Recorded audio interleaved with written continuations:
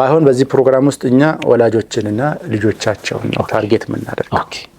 ወላጆች ልጆችን ተርቢያ ማድረግ የሚችሉበት ጥሩ ቁመና ምኞቴ እሱ ሁላችንም አላህ ይርዳን። አሜን።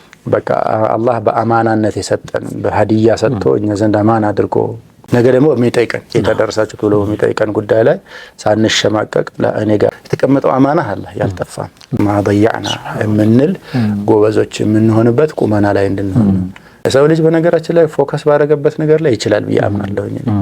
እንደው ብቻም بعد توفيق الله عز وجل ማይ አይረሳብኝ። አላህ አማና አንተ ቤት 4 5 3 ልጆች አስቀምጧል።